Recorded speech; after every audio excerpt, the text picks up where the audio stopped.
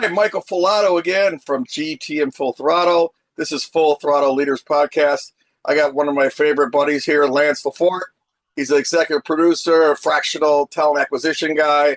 This is the space I come from, Monster, Symphony Talent, Job Bite, Dice, and I have a recruiting background, so I'm glad to have you on this, Lance. Yeah, great to be here, Michael. Always great to chat with you. So tell me about LeFort. Like, what do you guys do? Why you do it? Why are you different than any other talent group out there?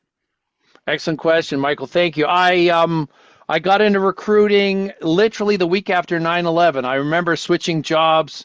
I'd had all these recruiters calling me for years for this job, that job. I was in marketing and account management. And one guy pitched me on this thing, be a creative recruiter. I deal with ad agencies. You're an artistic kind of creative guy.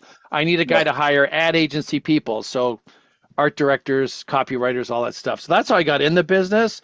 But since then, I worked agency and corporate side. I've worked for film companies, animation companies, video game tech companies, software companies, either agency side or corporate. So I think I own both sides of the desk really well. I understand them.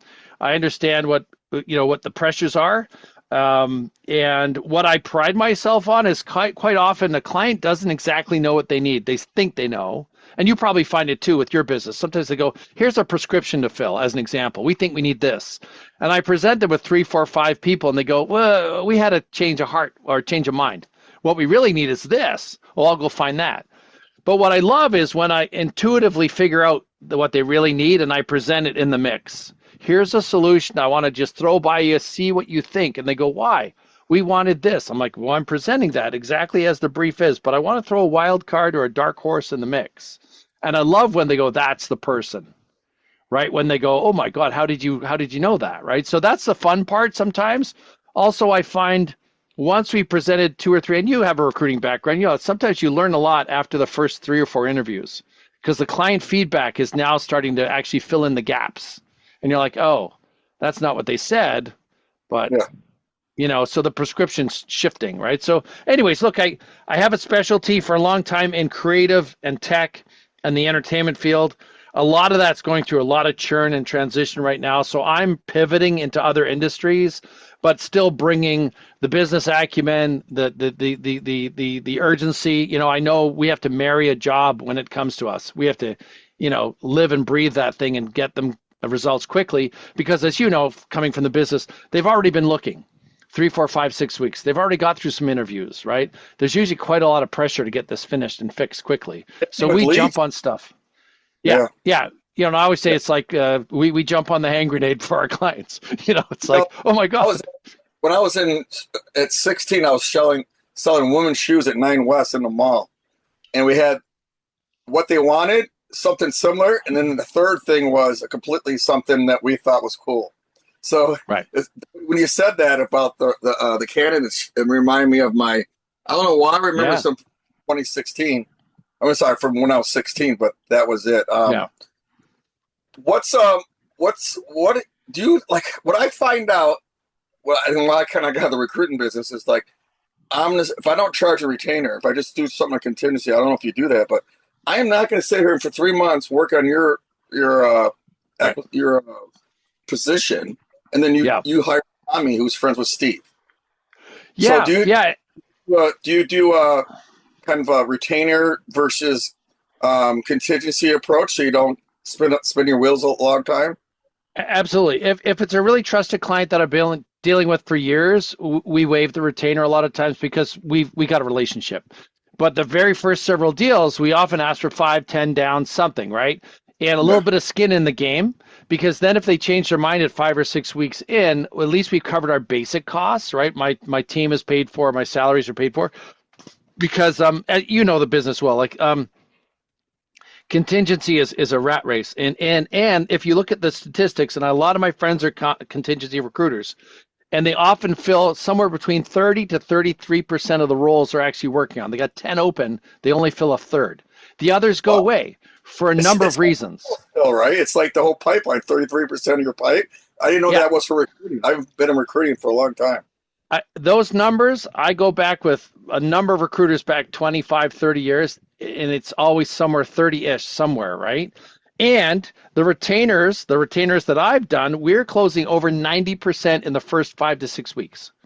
So imagine you're a client. What do you want to invest in? The 90% I got to put a little money down, or the 32 or 3? Because that contingency recruiter knows the likelihood of this closing is below 40%. So they're going to take on more business than they can possibly do, because they're at Vegas playing 10 tables at the same time, right? I'm at Vegas playing one table. You're my table. I have to win here for you. So Use that all the that's time. That's a good yeah. analogy. Do you Well, do you make yeah, hires for creative people mostly, or are they like what's it's your ICP as far as inside those companies? Yeah, I do find often a company that's anywhere from 200 to 500 is sort of a good fit, because beyond that, they usually have an extensive recruiting team or an internal team. That being said, we've done a lot of work for multinationals because they have a division internally that is not being served by their recruiters Oh, yeah, internally, that happens a right? lot. Yeah, Yeah, so but they're like these what guys. personas? What's the personas that you're hiring for? Yeah, so again, probably almost 15 plus, maybe 20 years in entertainment.